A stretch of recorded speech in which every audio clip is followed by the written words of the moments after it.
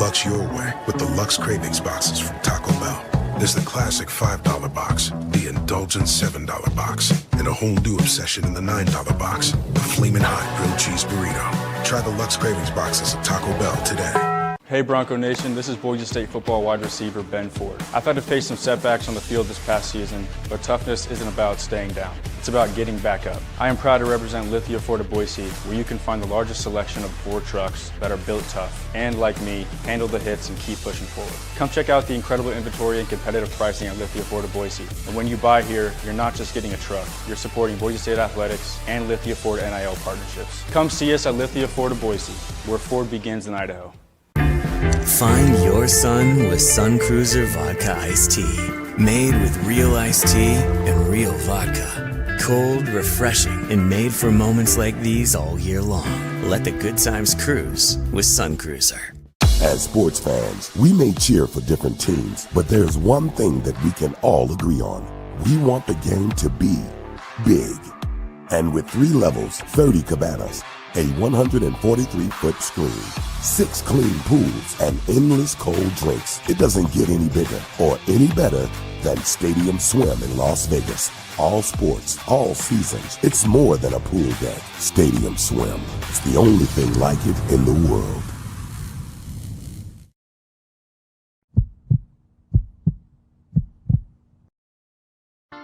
The final buzzer is sounded on another night of Mountain West basketball, and it's time to break down the action with Tom Moser on another night in the Mountain West, presented by Circa Sports. Headed to Las Vegas for the Mountain West tournament in March? Make sure to stay at Circa Las Vegas and watch all the action at Stadium Swim, where the sports are on 365 days a year. Another night in the Mountain West has interviews, analysis, opinions after the final Mountain West basketball game of the day wraps up. All BNN broadcasts come from the Sun Cruiser Studios. Sunny days call for Sun Cruiser Vodka Iced Tea, made with real iced tea and real vodka. It's refreshingly smooth and easy to drink. Crack open a Sun Cruiser and let the good times cruise. The title sponsor of Bronco Nation News is Lithia Ford of Boise. Check out our full inventory of vehicles online at lithiafordboise.com. Lithia Ford of Boise, where Ford begins in Idaho. Did your team just get a big win? Suffer a bad loss? Come discuss it with us. Send us a comment or question in the ICCU YouTube chat, or leave us a voicemail at speakpipe.com/BNN. Now let's go to the Sun Cruiser Studios and join Tom Moser for another night in the Mountain West on Bronco Nation News.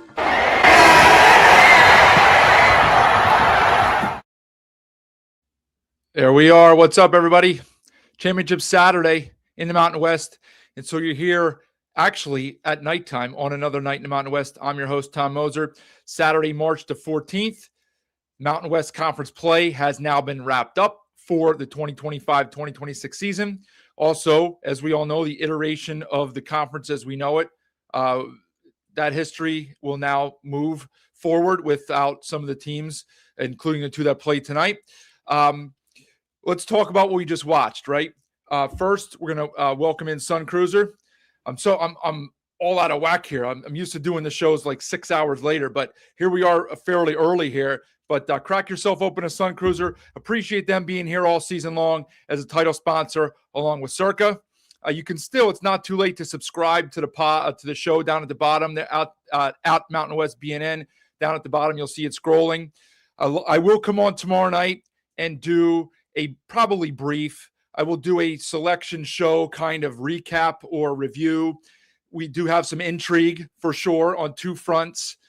Beyond that, maybe not so much, but certainly some intrigue there. So I will come back tomorrow night and do a show. I don't know if it will be immediately. I'll have to see how the timing works out. So just check the notifications. I'll probably send a tweet out and see what we'll do from there as far as tomorrow goes. Beyond tomorrow, it's TBD, right? It's up in the air. It's to be determined. No idea. We'll see how it breaks. We'll see what's going on. And beyond that, again, we'll figure that out later. So just want to thank all of you that have been along for the ride all season long. watching that intro there, remembering back those interviews with Noodles. That was like the first week of the season that we started this, way back around the holidays. Some of the other coaches, where did the season go, man? I can't believe we're in mid-March and the season's over. But we crown a champion tonight, a worthy champion at that, and a double-up champ, because Utah State won the regular season, and they culminate the conference tournament with a dominant second half and 73-62 win. I should say really a dominant last 10 minutes too, 12 minutes maybe. It's not easy to do that, not easy to double up, especially when there's balance in the league, right? We knew the storylines coming into the weekend here, into Wednesday. You have three hot teams that were not in the top four, that were all going to have to play 4 games in 4 days, which is difficult to do, but those teams were playing really, really good basketball, and the teams at the top, not so much. Didn't work that way. As we all know, Boise lost opening night, and the other two teams that were hot, CSU, they got, and UNLV got wins on day one against, the teams they were supposed to beat, and then didn't come close to really winning on Thursday in their quarterfinal game. So the teams that were in form, just didn't make any noise at all.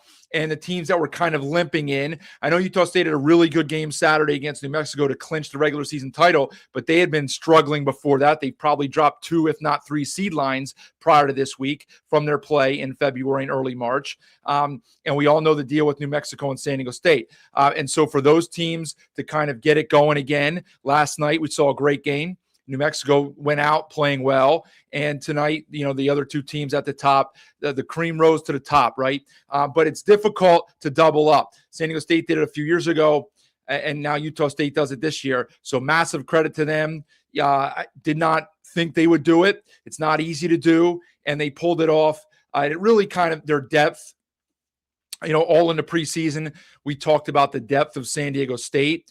Utah State had it there too. But I think some of the pieces were a little bit more unknown, right?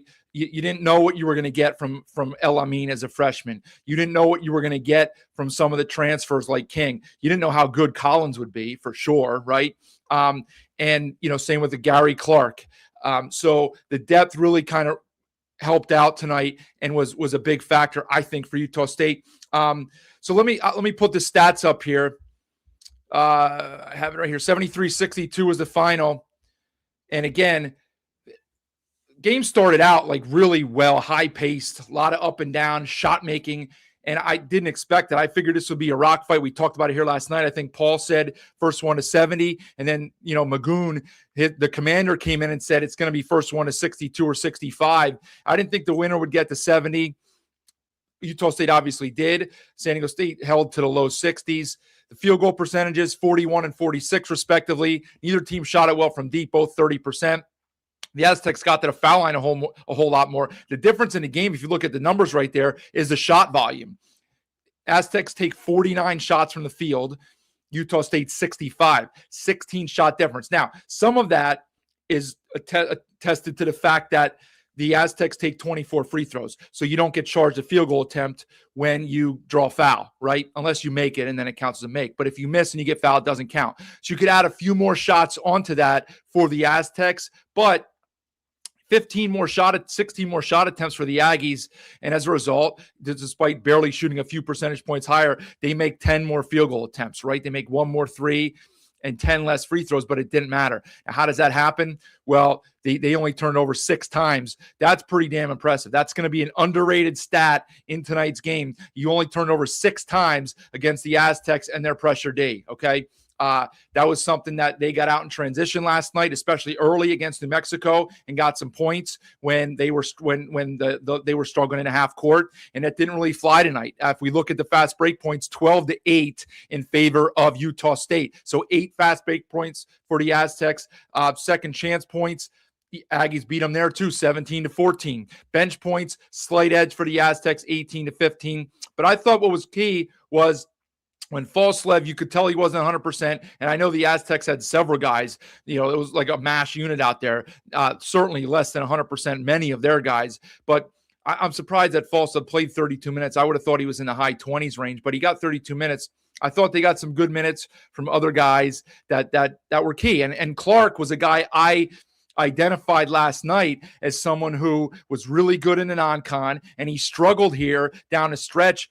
He hardly played last night, right? Or there's been games where he was basically a non-factor. And I said, if this team's going to reach their ceiling, win a game next weekend, throw a scare into a 1 or 2 seed in the second round, they're going to need guys like Gary Clark, maybe Tucker Anderson, but certainly Gary Clark. And what do you get from Clark tonight? 22 minutes.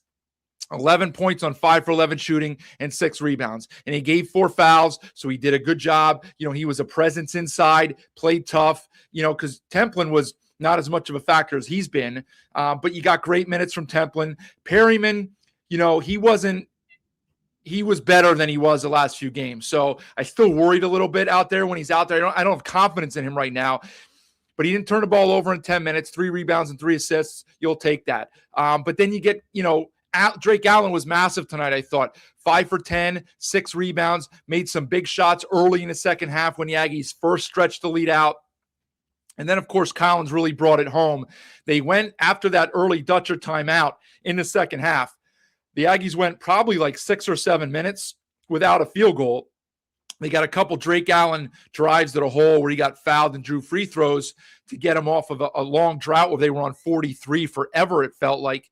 And then Collins with that flush on the break got him going. He makes a couple threes late. So 8 for 15 for Collins for 20 points in 37 minutes. He was really, the big gun tonight. Falslev chipped in with 16 on 7 of 14, 4 boards and 6 assists. So, he fills it up.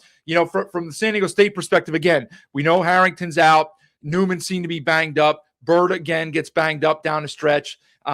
Simmons, whoever else, it's just like at this time of year, a lot of guys are banged up. They play a physical style of basketball. Same for Utah State, but it's their 3rd game in 3 nights. And we have to, call it out like it is. We all know they had 3 hours less of rest based on the schedule last night, and they went through a more grueling game. A 1-possession grinded out rock fight against the Lobos last night, whereas the Aggies, I don't want to say they were on cruise control. They had to play for 40 minutes, but it was a lot less taxing on their bodies, and they had 3 more hours of rest. So I'm sure there's a little bit of that built in there too. But look, that's to take nothing away from Utah State. They earned this victory, super impressive. And they're trending upwards now after 3 good efforts here in 3 days in Vegas, on top of that A-plus effort at home to clinch the regular season title against the Lobos last Saturday. So is it enough to get them out of the 8-9 game? I doubt it, right? Like I trust the social media, the Twitter bracketologist, right? I'm not even going by Lenardi, whoever else they have here on CBS, whatever these other people are. I don't really put any faith in those people anymore. I do trust the Twitter bracketologists. They seem to really be bought in on this stuff. They understand what's going on. They follow it. It's like a hobby and a passion and something they really take seriously.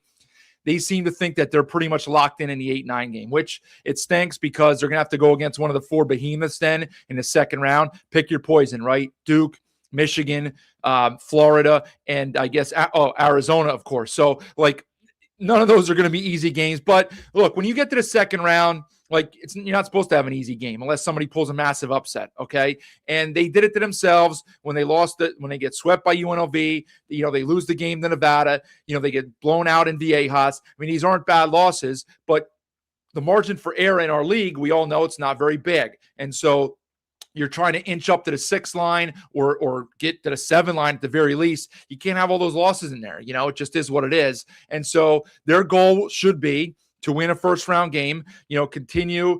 We'll see. Haven't heard any of it today for good reason. And thankfully, the chatter about Calhoun and Cincinnati. So if it's a foregone conclusion, great, fine. Same deal with 2 years ago with Sprinkle. Put it aside. Let's go win a first-round game and then see what happens in the second round. And if we go up against a monster like Arizona and we get blown out like we did against Purdue 2 years ago, it is what it is. You lose to one of the best teams in the country. You're playing in the second round when there's 32 teams left. And, you give it all you got, right? And then it's another season with a tournament win in the books, and you won 2 championships this year. So, that's the way I would approach that. But, hey, you're going to see, hope that you can pull an upset, right? And that certainly exists. All right, let me let me run through the comments here, and then we're going to talk a little bit more about the Aztecs. We'll work some Lobo stuff in there, and just kind of get the overall pulse of what's going on here around the country as we're about, I guess, 21 hours from selection show. Dax, how about them Aggies? Yeah, look, very impressive, right? I said right from the start of the week, I didn't think they would win it. And that was no knock on them. It didn't matter. I said this going back to January. I didn't care who won the regular season title. I was going to pick somebody else to win the conference championship. Most people feel the same way, unless there's like a massive gap, right? Like Gonzaga, okay? And I don't think there's a massive gap with Gonzaga because St. Mary's is a good program. There's just not enough depth there. I know Santa Clara was good this year, but most years, if Gonzaga can beat St. Mary's, they're going to win both championships, right? And so, like, we're not like that in the Mountain West, okay? So really difficult to do and super impressive when you can pull it off. You can put distractions behind you. You come out with 3 very good efforts. Oftentimes in these tournaments, teams that win, they'll scrape by in one game, not just in the Mountain West, but across the country. They'll scrape by in one game and get away with one because they're far superior talent-wise. Utah State didn't allow that to happen at all, right? Like Michigan today, they scraped by at the buzzer against Wisconsin, okay? They'll probably beat Purdue tomorrow. And they got away. I don't want to say they got away with one, but they were in a nip and tuck game today. They only beat Ohio State by 4 yesterday, right? So, I mean, Arizona, same thing. What did they do? They had to, now Iowa State played lights out. It was a great game last night, but they had hit a shot at the buzzer too to win and go to the final. They were beating Houston with a handful to go. I obviously didn't see the final. But my point being that these teams that win the conference tournament, very seldom do they just roll through it. And yes, the Aggies were tested tonight for a bit. The game was close for 30-plus minutes, but ultimately the talent won out. They were the best team in the league all year long, and the cream rose to the top, as I said. They exercised the demons mainly on Thursday when they got the win over UNLV, and then in the conference tournament, the Aztecs have had their number much of the time. Paul says Aztecs gas from the start, no excuse. Congrats to Utah State, the better team today. I think that's well said. Look, they played 3 times. Each team won on their home floor. Aggies got on Tatum on a neutral. They had a slight edge with the rest, like I mentioned. Also didn't mention, when I was going through the injuries, forgot to mention the fact that Heidi was out. So that clearly hurt because Dutcher, I hate to say had to, but he had to use Odin today. He didn't really want to use Odin, as you could see by last night. And what other game it was, maybe a week or 2 ago when he didn't use Odin. So he obviously, had to because Heidi was out, and so many other guys banged up too. One bid league. Well, let's talk about that in a second here. Carson Aggies all the way. Yeah, they got it done, Carson. They look good. I mean, you should be excited. Ruben, you've appreciated me and BJ in the show. You'll miss the conference as the Lobos transition into a lesser mid-major one basketball league. Such a bummer. I mean, here's the thing. Utah State should be a 7 seed, Nick says. I'd like to see them be a 7. I just don't know the teams on that line for most bracketologists. I'd have to really dig in, and I haven't done it because I've been focused on our teams, like who those teams are. And I just don't think that any of them have like suffered bad losses lately that's going to drop them down a line. Like I just don't see it. So there hasn't been a whole lot of carnage this week, and I just don't know if they're going to be able to move up a line. I just don't. Vern, high dive. Vern wasn't great tonight, but I didn't think they were bad. It's not optimal when each coach uses a challenge 4 minutes into the game. That means that the officials missed 2 calls. And so that's not super, but I didn't think the officials were bad. I mean, I don't think so at all. A great transition and paint play from the Aggies, 100%. When they get going in transition, it's fun to watch. They just know how to run the break and finish. They space the floor out well. They move the ball. They do it like you used to do drills in practice. Ball doesn't hit the floor. You ping, ping, ping, spread the floor out, go here, tic-tac-toe, and a guy finishes. Not easy to finish. I know you think it is because these guys get up to the rim like that, like nothing, but it's not easy to finish when you got guys all over you and you're in danger of getting knocked to the floor, you're shot blocked, whatever it is. And they do a really good job most of the time of finishing. Yeah, for sure, Nick. Great game by MJ, 100%. Paul, you've been great in here all year. Appreciate you. Aztec fan here. Congrats to Utah State. Better team today.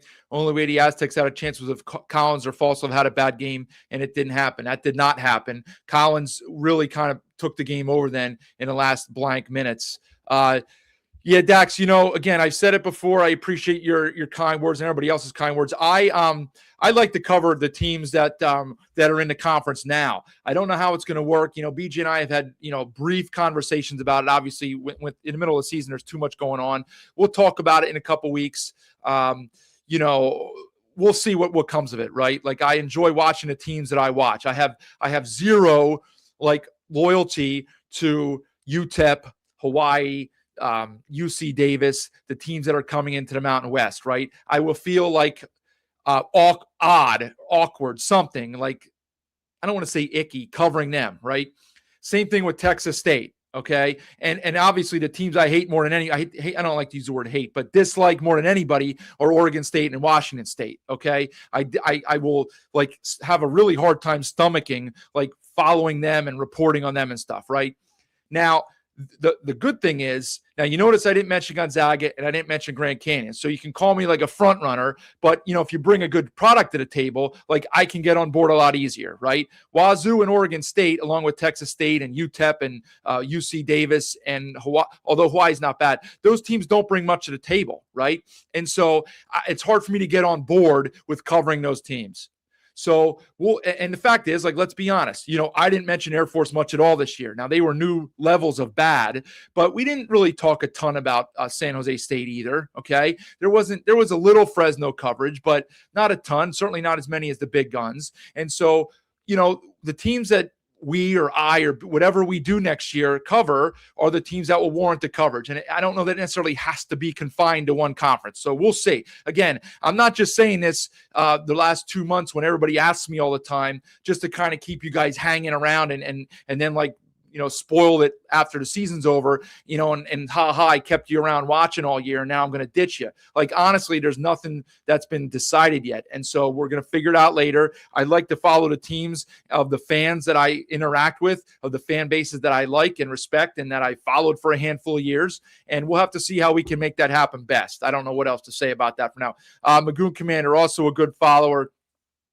Aggie defense was exceptional today. Didn't think they would cause that many turnovers. Classic case of this team falling short in the second half. Maybe they were tired. The 5-point play decided the game. Congrats to the Aggies. Hope they go on a run. Yeah, you know what? First of all, on the defense, it was that way the last two games too. So I mentioned how well they played for these 3 days, and I probably didn't give enough credit to their defense. Okay, it's been much maligned most of Calhoun's tenure, right? Especially in the back half of last year when the matchup zone kind of got exposed. We all know the drill there. But even so, a month ago, when they hit that little bit of a lull, you see Aggie Nation a little bit kind of getting on the edge of their seat. Here we go again. The defense this, the defense that. Pick a defense, stay with it, get out of this, get out of that. And it really, for 3 days here, credit the staff, credit the players, credit all of them, because their defense was A1, right? It was top notch here all weekend, Thursday, Friday, Saturday in the Thomas and Mack. Fantastic. As for the 5-point play, I forgot about that. If you look at the replay, right? Technically the push comes before Collins rose up to take a shot. So this is one of those that by the letter of the law, maybe it should have been on the floor, but they made the right call, okay? Because the official, first of all, I don't even know if it was Vernon, whoever it was, he didn't raise his hand and make the foul call until Collins was already in the air ready to release the ball. But beyond that, they executed the play really well. And Steve Ivy texted me that too. He's like, I'm glad they let that stand. And I said, yeah, it was the right call. Running guys off screens, setting good screens, that stuff is I don't want to say it's a lost art, but you don't see it as much anymore. It's one of the things that Nevada does really well. You run off screens, okay? You got to set your guy up and run off the screen. You heard Dick out talking about it on the air the other day. There's 3 things you can do coming off a screen. You can curl, right? And it all depends on how your defender plays it. You can curl, you can pop, or you can just go straight fade, right? And Collins read his defender. Keller set a great screen, and the defender had no choice but to run through him, and they deserved to get the bucket there. And that really did stretch it out. So that was a big play. It's tough to overcome 5-point plays. There's no doubt about it. Jordan, don't be salty. And I'm going to tell you something else. It's not a guaranteed one bid league. I don't love to see it. I don't really care because I'm on the record saying I value the regular season kind of more than than others do. And I dislike the fact that everything hinges on the postseason, right? But that's the way the sport is trending. And that's why all these teams are declining postseason bids in the NIT and the Crown, and teams don't want to go to bowls anymore, and players opt out because it's like all or nothing. And if you don't win the big title, it's a joke, right? So I hate all that. I dislike it. But I still would rather get a second team in than only one. Okay. And I will talk about that in a minute, because I don't think this is done and dusted here where the Aztecs are out. I don't think so. Oh, I forgot about that second part, Jordan. GCU had a role in that, and they missed out on a tourney.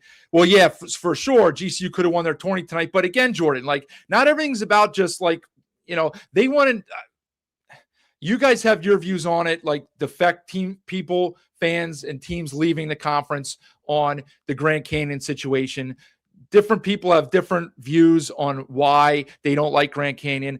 What I've said for all along, you guys can have your views on GCU as a school, okay? And you're entitled to that.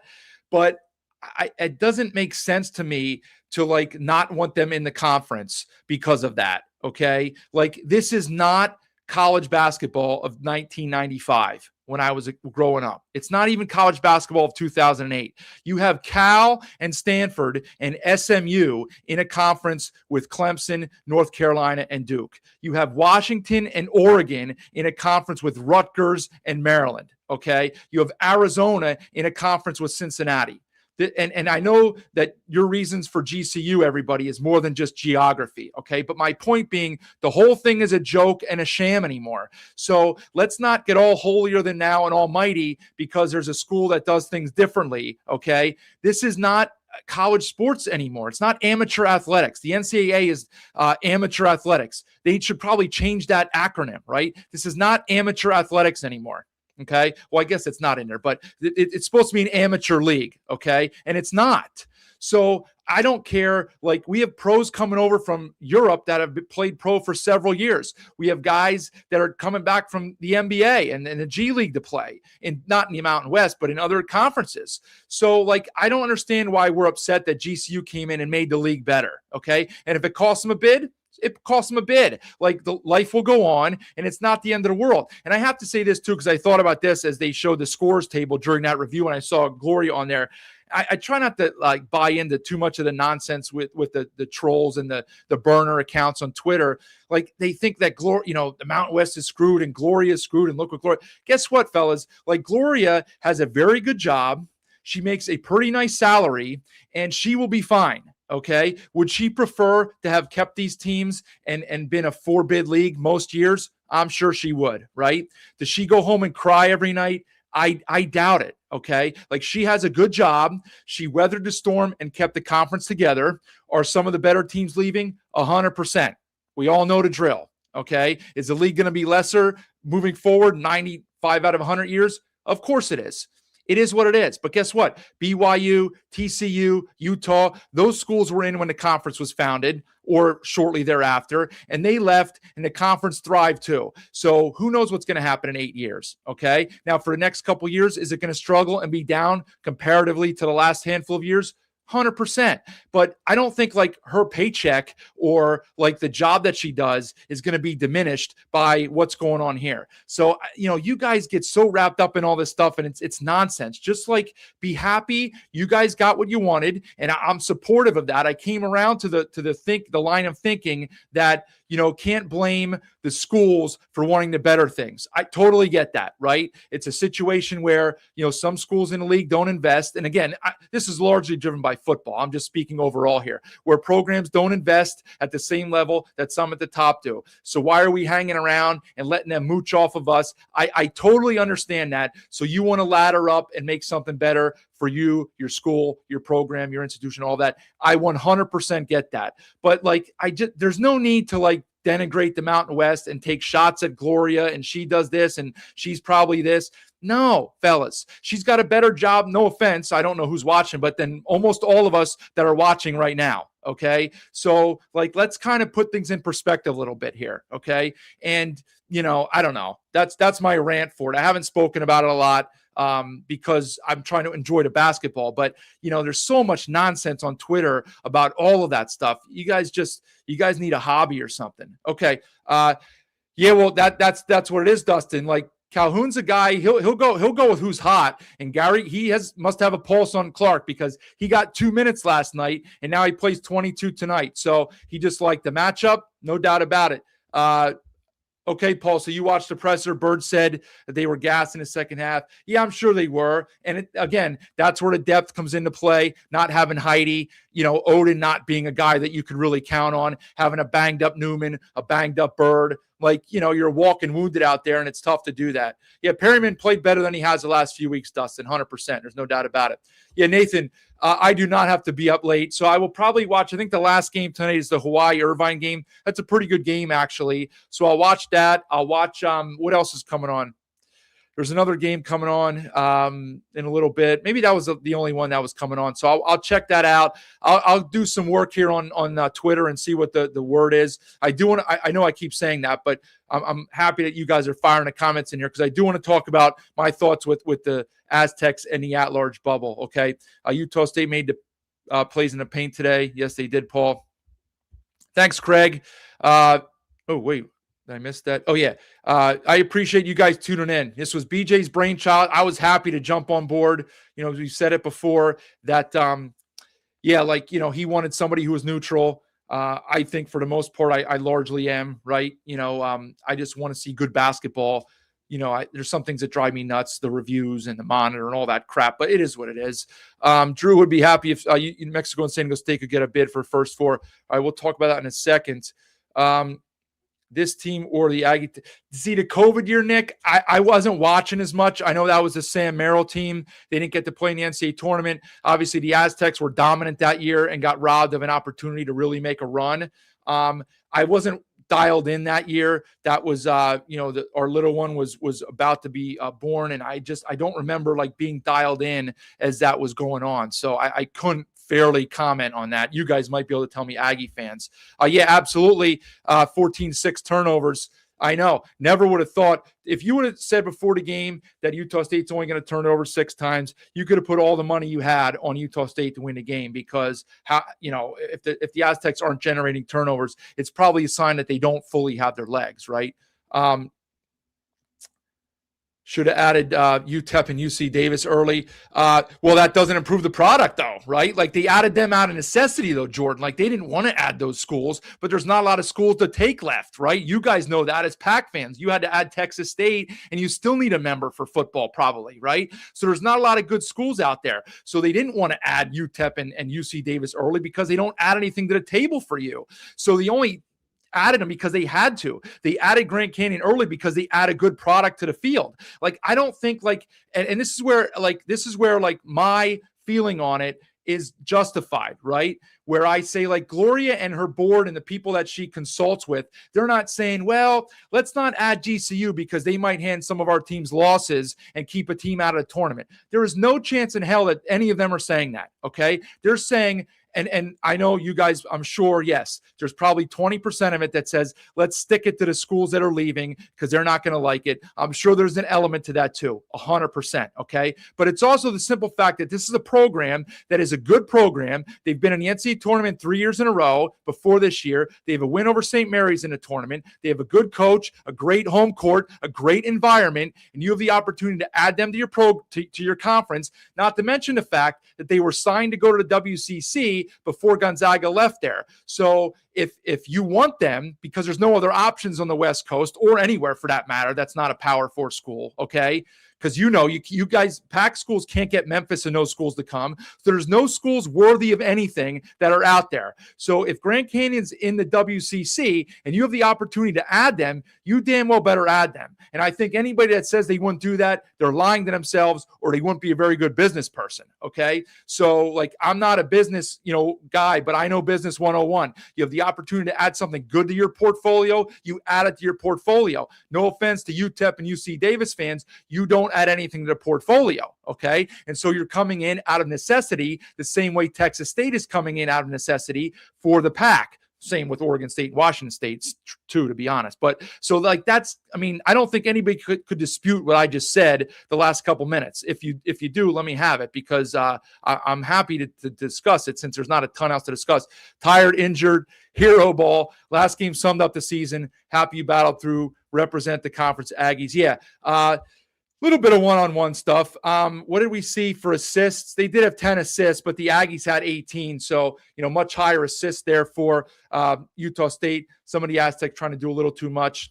Derek didn't like the play on the 5-point play. I don't know, Derek, I thought that was a good call, right? Like, as I said, by the letter of the law, he fouled him before he went through a shooting motion. But, Vern didn't raise his arm and blow the whistle until he was up into his shot motion. And so I think it's tough to overturn that. And I don't know. I think that was a good call. Utah State was a better team. Rock fight, 100%. Knew it would be a rock fight. Aztec guards were poor. Yeah, they didn't play as well as they did last night. There's no doubt. I appreciate you saying that, Lonzo Ball. You want everybody to succeed. Yeah, I don't know why we have to put down A to root for B. You don't have to. Just ignore them. Like, you can ignore them, right? Like, I don't know. Go Bows. Yeah, root for the Rainbows tonight. That'll be a good game, actually. Magoon says that you don't think Gloria's a master puppeteer controlling the Mountain West loyalists. Yeah, of course she's not. Like, look, her paycheck is going to clear on the 15th and the 30th or whenever they do it, regardless of what happens. I hate to tell you. Could she make more money if we get 8 teams or 6 teams in a tournament and, one of them goes to the Final Four and 2 of them get to Sweet 16? Of course. But guess what? I'm pretty sure she's okay. I think she's okay, right? I think she's okay. Aggie says, I think New Mexico, San Diego State deserve bids over Power 4 teams that don't have a winning record in the conference. You got to walk in with Aztec Winston Shepard. Excellent. Fantastic. So Aztecs won't get in, and frankly don't deserve to. All right, so let me get to that. I still have some comments, and I will circle back to those in a minute, because I know I wanted to get to this earlier, but of course I enjoyed the dialogue and your comments, and I always want to get to them. But let me talk about that for a little bit, okay? I think it's probably 50-50 that they get in, okay? I had my thoughts on it last night as far as the narrative of what happened last year kind of seeping into the committee's minds with the Aztecs getting blown out in the first 4, right or wrong, okay? The bubble, Ole Miss lost today, so that was a plus. One thing you 100% need is for VCU to win tomorrow now. VCU is likely in anyway, largely just because they haven't lost a game in a long time, okay? Yeah, they're not beating anybody, but they haven't lost in forever. And when everybody else is losing, like, that counts for something, right? We play to win the game, Herm Edwards says. You play to win the game. And they haven't lost, okay? It's probably why Miami, Ohio is going to get in, all right? Because nobody else deserves to. Somebody just said it a minute ago. Whoever it was. Oh, at 304 Aggie. Yeah, these teams like Auburn and Indiana and whoever the hell else is on that, last 4 in, first 4 outline, that's not a mid-major. That's a Power 4 school. Those teams have a ton of losses, okay? And they probably don't deserve to be in. Unfortunately, we didn't have a lot. Well, fortunately for us in the conference, but unfortunately for the bubble, there weren't a lot of bid stealers. And so some of these teams need to get in, okay? Now, what I would say is that, and I said it before, under no circumstances do we deserve 3 teams. We don't deserve 3 teams, okay? I hate to say it. I love the conference more than anybody. You guys know that. I root for all the teams equally in the non-con, in the postseason. I have a hard time rooting against one of them in a regular season matchup unless it's going to determine like bubble stuff, okay? So I want our teams to have success. We don't deserve 3 teams, okay? We didn't do enough in the non-con, and our teams that were in the mix for at-large bids didn't do enough in the last month of the season. They lost too many games, okay? Now, that being said, and Rocco Miller had a very good tweet out about it, it deserves a second bid. It deserves a second bid. Now, I don't know how much that is being said in the conference room either, all right? Let's be honest, okay? They're probably not saying, well, we need to give the Mountain West a second bid. But I will say that when the last 4 years go 4-6-4-4 or 4-4-6-4, whatever it was, okay? I guess it was 4-4-6-4. You might have somebody say, well, maybe we give them the benefit of the doubt, okay? It is possible. Now VCU loses tomorrow to Dayton. That's another spot that's gone, and every one of those is valuable. Okay, that's why it was good that Ole Miss lost today. We really have no other bid thieves out there. The only one left is VCU tomorrow against is Dayton against VCU. So go buy some VCU gear. Put your VCU gear on because they're going to be in no matter what. And Dayton is not. So if Dayton wins, it takes a bid away. That's really the only bubble intrigue going on. Okay. Now you follow, depending on who you follow on Twitter, you're going to see half the people say San Diego State's in, half the people say San Diego State's out. And, it's a coin flip, right? Like, I honestly don't know what to expect. It will keep us on the edge of our seats for the next 21 hours, right? Because who knows? Like, they could be the last team called, like Nevada was a couple years ago. I think it was, right? 2 years ago, we all had Nevada 99% in, and they were literally the last at-large team called in the 7-10 game when they ended up losing to Dayton anyway, but they were the last at-large team called. Okay, maybe that's San Diego State tomorrow. I mean, obviously, if they're called, it's going to be a first 4 game. So, they'll be in the first 4, and that they'll take that at this point, right? Not good memories of the first 4 from last year. Who knows? Maybe the committee draws on the fact that they played games without Gwath, and now Gwath's rounding into form. Maybe they take into consideration the fact that 2 of their losses are to number 1 seeds because Arizona and Michigan are going to get number 1 seeds. As we talked about last night on here, one of their bad losses, and it was a bad loss. They were a 15-point favorite in the game, was to Troy back in November, I think it was. Well, Troy's in a big dance. Okay, I know that they're a 13 or 14 seed or whatever. They're not a good team, but they're in a tournament. Okay, and they've got pedigree. So I don't think this is like they're out. I don't think it's 20-80 that they're in, meaning 80% out. I do think it's an absolute coin flip. I think there will be people pushing for them. I think the committee's going to get some real pushback and blowback if Miami, Ohio doesn't get in. I think they'll get some real pushback if Auburn does get in because their record is so poor. And so, maybe I'm wrong about this, but I think that the Aztecs have a shot here. Okay, we'll see if it materializes or not.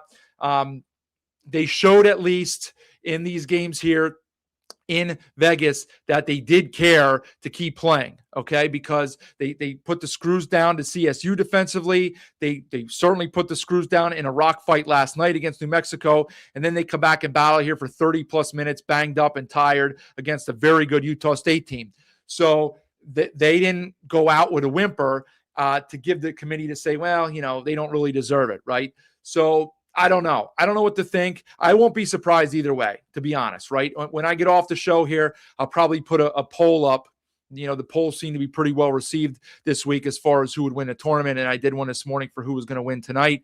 So I think I'm going to put a poll up on Aztecs in or out, maybe the seed for the Aggies, since that's really the only thing we have to do. The case for New Mexico, it's just not there. I know, as I said last night, Lobo fans can be frustrated by the fact that, VCU and Santa Clara are both going to be in. But again, like, they haven't lost. Santa Clara lost to Gonzaga in the conference title game, but like everybody does, right? And so they beat St. Mary's, and that's all that the Lobos had to do, beat somebody in that last stretch there, right? And they didn't do it. And I know somebody said today that, how about the drag on our net from Air Force and San Jose State? Like, and that's a real thing too, but it is what it is. Like, that's who you play. So yeah, if Air Force and San Jose State were on the schedule, all of our teams' net probably goes up by 7 or 8 spots. Okay. But it is what it is. And you can't really say that because it's just, that's what your schedule is. And it's how it works. So it's unfortunate, but there's no way that they're going to give both of those teams bids. And with the Aztecs beating the Lobos last night, like, I can't see any world in which the Lobos are ahead of the Aztecs. Okay. Now, that being said, like, we have seen massive surprises from the committee before. Okay. I don't expect it.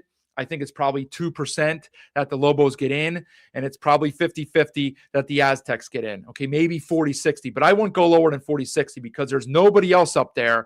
SMU, there's nobody else up there deserving of those bids. Okay. There's just not.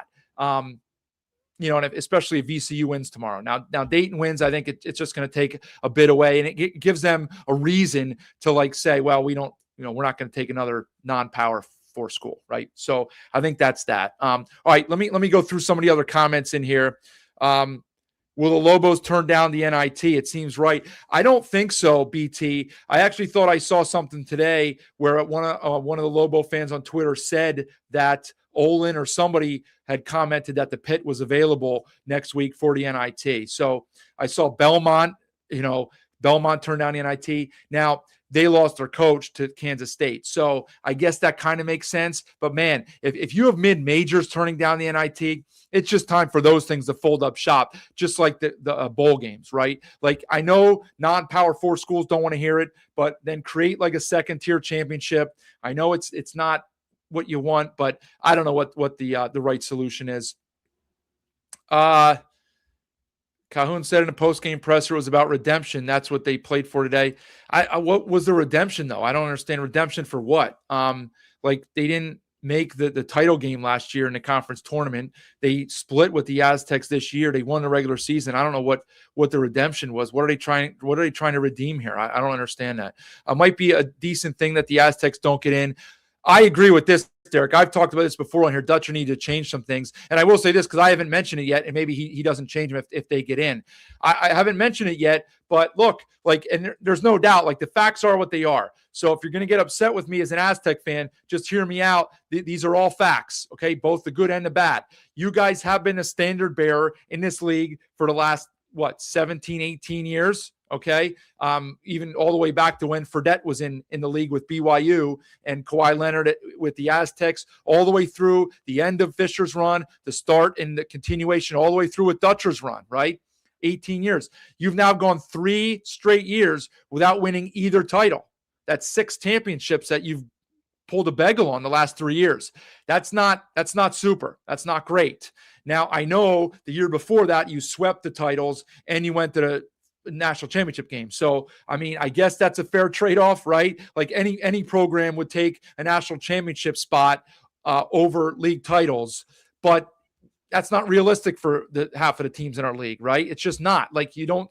What do we have? FAU, San Diego State that year. We had Butler a decade plus ago. You don't get a lot of mid-majors in the Final Four. Like, even when you have your Cinderella teams like NC State a couple years ago, right? Like, they still have a bankroll out the wazoo and get talented players, right? So you just, it's not likely, we all know it, to get these Cinderella runs out of non-Power 4 schools anymore. It's very, very unlikely. That's why guys like Calhoun would consider leaving for Cincinnati, okay? Because the war chest is open at Cincinnati. Well, I know we talked about this, the alma mater, all that stuff, but the war chest is open to bring players in. You have the advantages in the net, in the scheduling, in at-large bids, all of that stuff, okay? And so, but my point was about the Aztecs not winning a championship for 3 years in either the regular season or the conference championship. So that's not super. And that speaks to your point, Derek, right? Yes, they're very consistent. I think we saw the stat tonight. Conference championship game, 8 out of the last 9 years. That's pretty damn impressive. Okay. I know Gonzaga had a streak of 27 years in a row, and that's beyond impressive, but I think it's probably more impressive to do it 8 out of 9 years in the Mountain West, where you have 6, 7, 8 this year. Most years 4, 5, 6, 7 teams that could get there, and in the WCC there's 2.5 teams with a pulse. And the way that they structure the format in that league, all Gonzaga has to do is win their semifinal game every year, and they're in the final because they ladder it, so they don't even play until the semifinal. So yes, that's impressive. No knock on that program because it's one of the best programs in the country for the last 25 years. Massive respect for Mark Few and his program, but I think the Aztecs 8 out of 9 is more impressive, but they haven't won it in 3 years, haven't won a regular season in 3 years. So yes, Derek said, I agree. Things need to change. Staff, philosophy, whatever it is. Okay. We'll see what happens personnel wise. Don't know. Now, Mike, well said. Congratulations to Utah State. They did it in the dance. Hopefully they get a 5 seed. Well, I think that's ambitious. I think they would take a 7 at this point. You think that the way you went out will hurt your chances? Yeah, I don't know. I mean, I thought they busted their butts. It's not like they went out and got smoked by 15. Well, I mean, it ended 11, but it was a close game, and they beat New Mexico last night. Beat UNLV to close the regular season. Beat CSU, a team that had just beaten them by double figures on Thursday night. So, we'll see. We'll see. Yeah, they definitely did play for a bubble spot. Yeah, so yeah, New Mexico has no argument over San Diego State at this point. They really don't. So will Olin leave for greener pastures? I didn't get to this last night, partly because it was like 4 a.m. and I was just out of it. But I saw something yesterday that Olin, and this wasn't just from some burner. This was from like Adam Zagoria, like a major college basketball guy. He had tweeted out a list of 5 guys that had interviewed at BC, and Olin was one of them. And that's BC as in Boston College, as in like up by me in New England. All right, not up by me, but certainly a hell of a lot closer to me than it is to most of you guys listening right now. So I have zero idea if Olin's actually interested in that, or if that's just a ploy to get more money out of New Mexico, or leverage for something, or just to get experience interviewing at a Power 4 school. I have no idea. I honestly don't think Olin would take that job. That job's a rat trap. They're out of place in the ACC, like many schools are. They haven't been good in 20 years. It's just not a good place to go. And I don't think Olin would go to BC. Obviously, there's smoke around Olin to Arizona State. I hate to say this, but if Calhoun does leave to Cincinnati, they're certainly going to kick the tires on Olin. You can bet your butt on that 100%. This stuff with Cronin leaving UCLA has seemingly calmed down, because I haven't heard his name mentioned once over at Cincinnati, which I thought 2 months ago it might, because he was all salty and he didn't really seem like he wanted to be at UCLA anymore. Well, they played well down the stretch. Dent's been one of the best players in the country the last month. They're probably going to get, like, I don't know, what are they in the mix for, 6 or 7 seed, right? Looking to play on the weekend in the 2nd or 3rd round in the tournament. So I don't know if Cronin's going to go anywhere. That's a job that Olin would go for.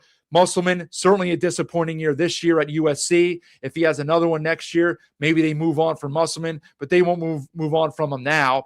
And I don't know. I don't know where else Olin would take a job, right? Would he even leave for Logan? I don't know. I don't know if he would.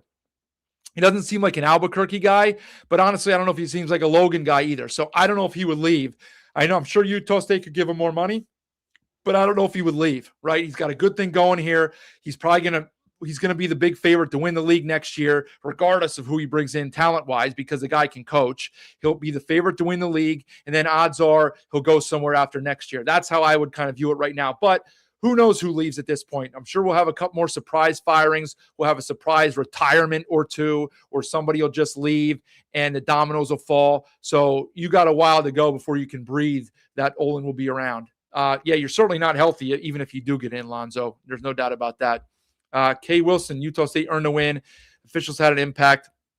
Little bit. They weren't great either way. I mean, you guys shot 10 more free throws, San Diego State fans, so can't really complain about that. Turnovers were the game changers, no doubt. They weren't healthy. Yeah, that's all fair. Calhoun said in a post-game press conference he's campaigning for the Aztecs to be in. Yeah, I mean, there's a case for it. And everybody lobbies. Like all the coaches of the teams that lose or that Defender Conference, they all lobby for it, okay? The crown is a future. Unfortunately, teams will play for that NIL money over the NIT all day. Yeah, I agree with that. But they shrunk their field from – they had 16 last year when Boise was in it. They shrunk their field to 8 this year. I don't know why. Maybe they just anticipated – I mean, they do it so late. Like it's basically like in the Elite 8 week or Final 4 week or whatever it is, to the point where, like, guys are in the portal by then. Like, I just don't know how that's going to fly. Appreciate that, Drew. I will let them know. Appreciate you being here and watching and all your kind words throughout the season. Does Utah State get money from the Church of Latter-day? I have no idea. I don't get involved in that stuff. To be honest, I don't even know the deal with GCU, the for-profit stuff, the not-for-profit stuff, where their money comes from, where it goes. Whenever I see posts about people ripping them for what they are, I just scroll right through it, because this is basketball now. It's not college athletics. It's minor league sports. Okay, so anybody who wants to get on their high horse about what they stand for and something, like, go take a time machine back to like the 90s and then you have a point. But right now we're paying players to play in college. So, like, come on, like, what are we doing here? Right? What are we doing?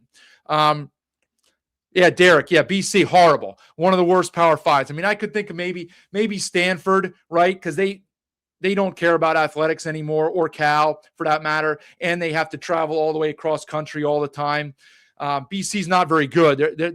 Northwestern, maybe, like those schools that care more, they actually care about academics. There's probably like 5 schools that care about academics more than athletics these days at the Division I level. And it's probably Stanford and Cal and Northwestern, maybe Vanderbilt. I don't know, maybe a few, but it's not a very good job. I wouldn't take it either if I were him. Yeah. Okay. Yeah. If I knew the formula, I'd be coaching, not podcasting. Likely true. I mean, to an extent, it's a choice that I made. I wasn't cut out for the grind of recruiting and all that stuff. So I don't, I'm not certainly no John Wooden, but obviously I have my opinions, and it doesn't mean that they're all right. But I don't really know. K-Dub's a little salty there about something, but yeah, I'm not saying Dutch is not a good. I don't even know what you guys are arguing about, but don't mind you guys arguing there in the comments. That's what you guys can have your own little discussion. Do you think the results of the season are different with a full strength Gwath and Harrington? I'm sure they are, of course, but everybody deals with injuries, and they certainly weren't all dialed in at various points anyway. When those guys played, when they didn't play, you got to have other leadership. You got to account for stuff like that. You guys are the ones that said, KW, that your second team could beat 80% of the other teams in a conference. So yeah, you're missing a potential all-conference guy in Gwath and a potential future all-conference guy in Harrington. But you're the ones that said you had your bench could beat half the teams in a conference. So let's go, do it then. Come on. Exactly. You whiffed on the transfers. Odin was a 0 and Newman was, average at best. Odin was poor at best, which my coach used to say. I used to laugh at that. And Newman was average at best. Okay. Shout out to the Aggies for traveling. Yeah. Incredible atmosphere there. The Aggie Nation, they definitely bring it. You have to appreciate their fan base, whether you like them or not. You have to respect it and appreciate it. Going back to the NIT, Ben, as a Boise fan, it's a shame, but it seems like the tourney is on its last breath. Thought the Crown could be a better option in the future. 100% it's on its last breath. I think part of that went away when they took it out of the Garden. The Garden, people have a harder time saying no to the Garden, right? I don't even know where they moved it now. But that's the point. I don't know where they moved it now. And everybody used to know that it was in the Garden.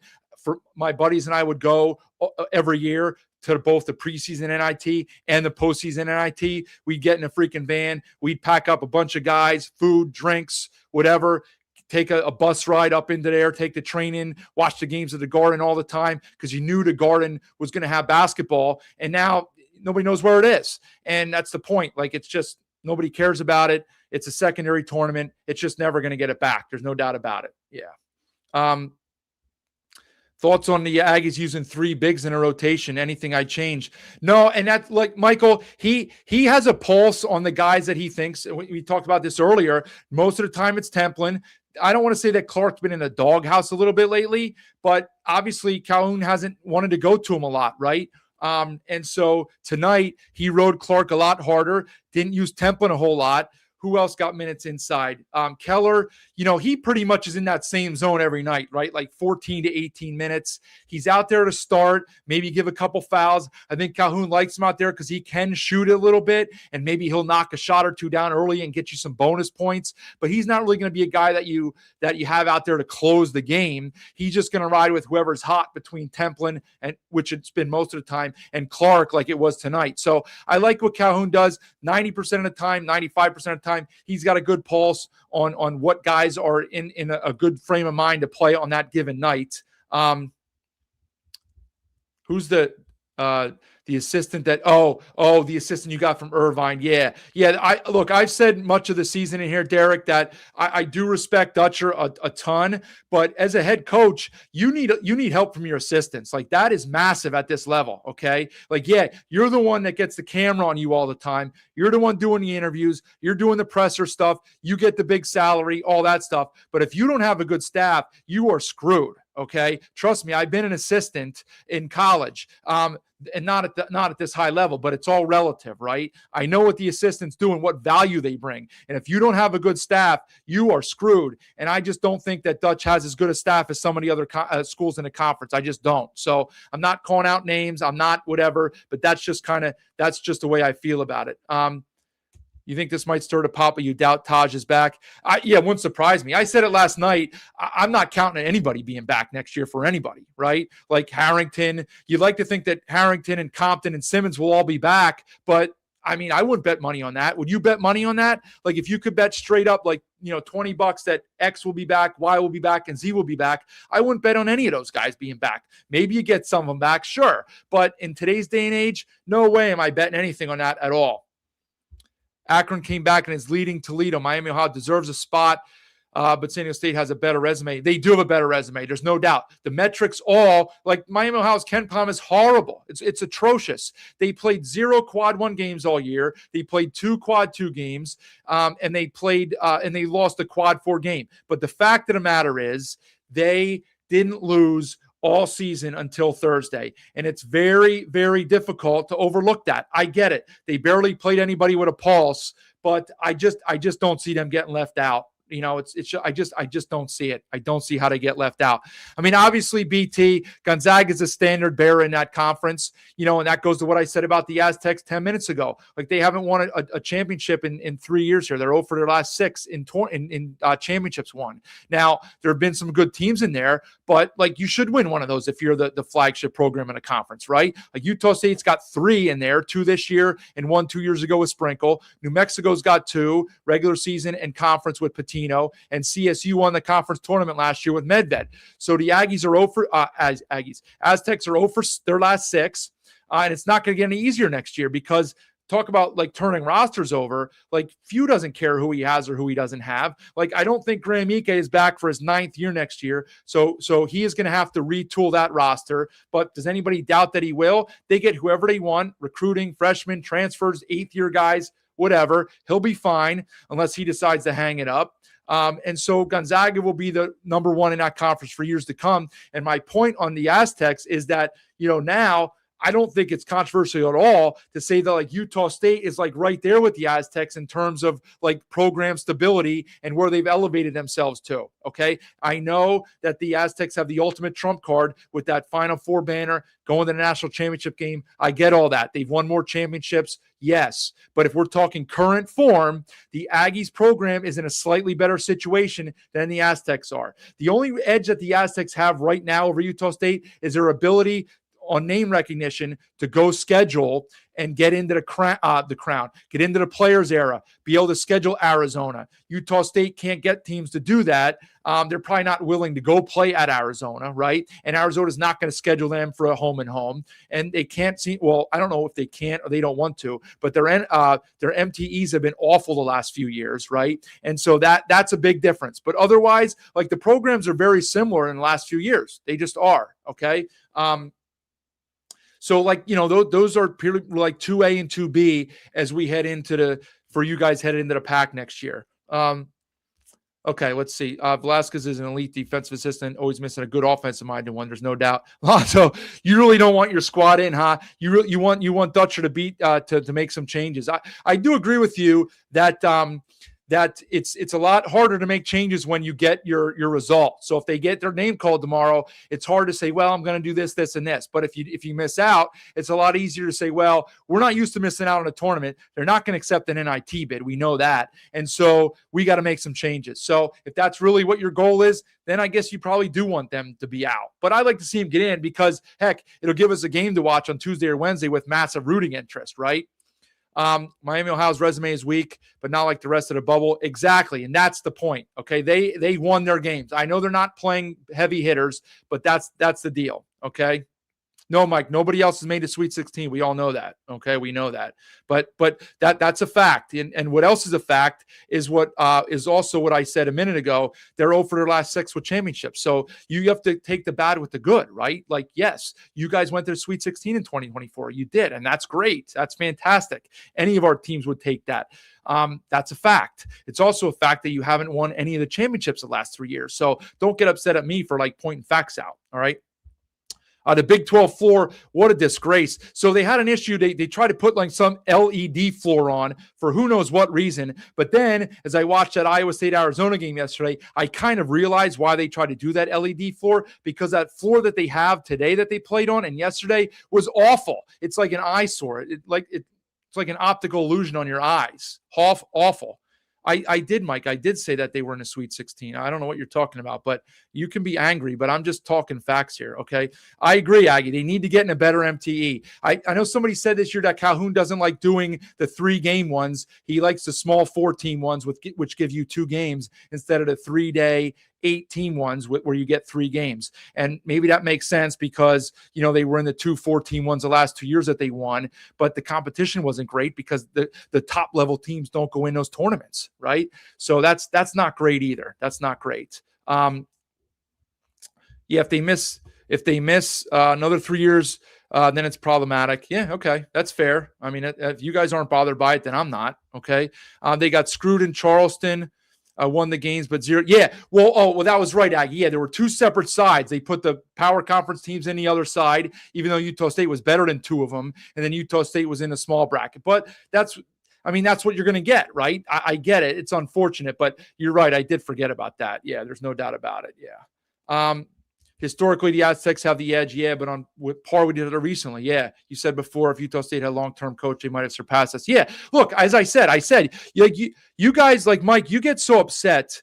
They are the best team in the Mountain West. I also said that 15 minutes ago, right? Like I said, they've got the longest. They're the best, most consistent program in the conference, going back 18 plus years. Okay, so nobody can ever take that away from them, right? And they do have the long-term success, most championships.